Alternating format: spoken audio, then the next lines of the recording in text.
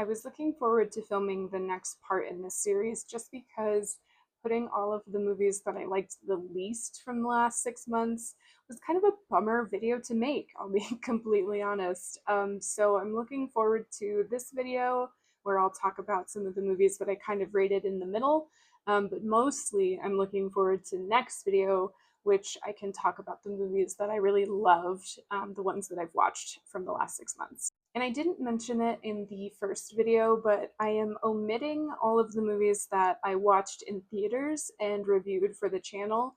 I'm also omitting a handful of movies that I watched in like big chunks, like franchises, because I'm planning to do like full deep dives on those franchises later. So I won't be talking about 50 movies individually throughout these 3 parts, but I'll give those honorable mentions like I did in the first one. So let's get into this second tier. So these are the movies that I rated 3 or 3.5. These are kind of like the middle of the road movies that I enjoyed more so than the last set, but didn't absolutely love. And to start us off at the bottom of this tier is Heretic from 2024.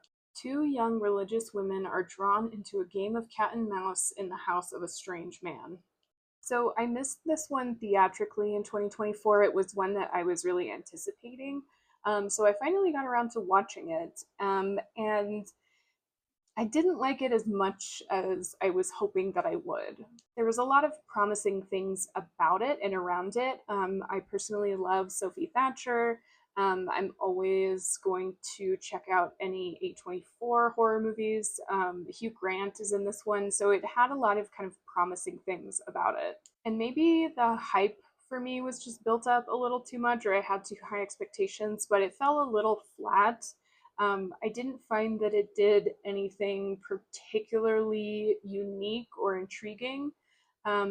There were some things that reminded me a lot of other movies, and a lot of it was Hugh Grant talking. And I know that that's kind of like the thing, um, but it just wasn't really effective for me. So I liked it. I don't believe I would watch it again. I rated this one a 3 out of 5. Next up is Hell of a Summer from 2025. The counselors of a summer camp are terrorized by a masked killer. And just like the IMDb synopsis, this was a very formulaic teen slasher, and I think a lot of criticisms of it were that it didn't really add anything to the genre, and I don't know if I can really argue with that. The reason that I rated this one a 3 was because I found it very charming. I thought that the jokes were funny, and I thought that the characters had good chemistry. The kills were really kind of lackluster and didn't really add anything, but I definitely had some like laugh out loud moments in the theater. Fred Hetchinger was great in this movie. There was some really funny moments with the Finn Wolfhard character. And I don't know, I felt like there was some love put into this one, even though it didn't come out as like this super unique, new entry into teen slasher. But I had fun with it. So it's a 3. So this one was getting some buzz in the horror community recently, and that is Best Wishes to All from 2025. A young woman navigates a discovery within her immediate family only to find much more.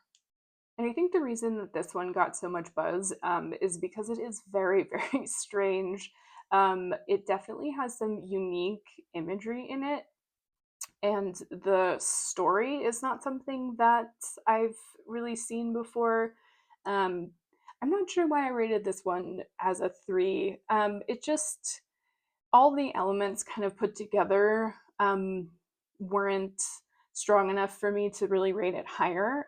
But this is definitely a really interesting movie, and it's one that I would definitely recommend other people try to watch, just to like support foreign made movies.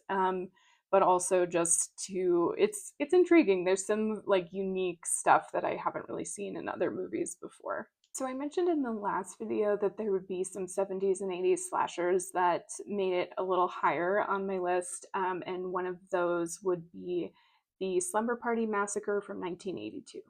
A female high school student's slumber party turns into a bloodbath as newly escaped psychotic serial killer wielding a power drill prowls her neighborhood.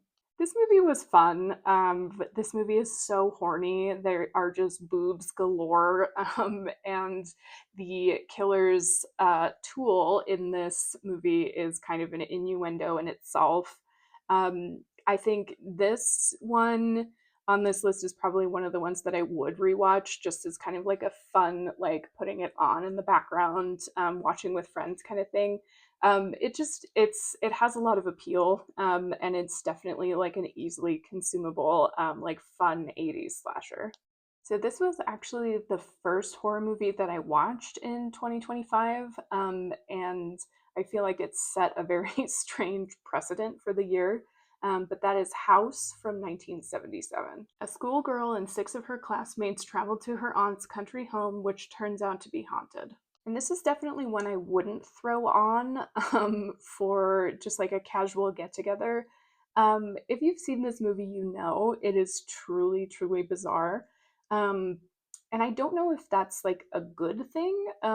It's one that I think everyone should see, if that makes sense. But it's almost like indescribable. It is so strange. And if you've had people in your life telling you that, definitely believe them. There are some stills from this movie that I would love to have as posters. Just some like really neat, really unique, strange stuff. But because I don't know if I could watch it again, it's still a 3 out of 5 for me. So I mentioned this movie in my review of Dangerous Animals because it is directed by the same person, and that is The Loved Ones from 2009. When Brent turns down his classmate Lola's invitation to the prom, she concocts a wildly violent plan for revenge. This movie had been on my watch list for a long time, and I think I was hesitant to watch it because I knew what it was about and I knew that the content is pretty intense. Um, and that is exactly how I felt when I was watching it. This was a tough watch for me. I talked about a couple of other movies that were tough for me to watch this year on the previous video. This one I really enjoyed, and I think it's a really well done movie, but I would not watch it again. It was really difficult for me. Some of the content just made me so deeply like sad and uncomfortable. It was sort of marketed as like a horror comedy, and I think it definitely has elements of that in it. But I could not separate myself from like the turmoil of the main character enough to enjoy like the silly, goofy parts of it. I was just so genuinely like concerned and felt so bad for him throughout the whole thing that I think it kind of like made it harder for me to enjoy the movie. I still enjoyed it, but at much like personal like inner turmoil. I don't know. It was a tough one for me. I don't know. So this is the only movie on this list that I rated at a 3.5, and that is The Rule of Jenny Penn from 2024. Confined to a secluded rest home and trapped within his stroke-ridden body, a former judge must stop an elderly psychopath who employs a child's puppet to abuse the home's residents with deadly consequences.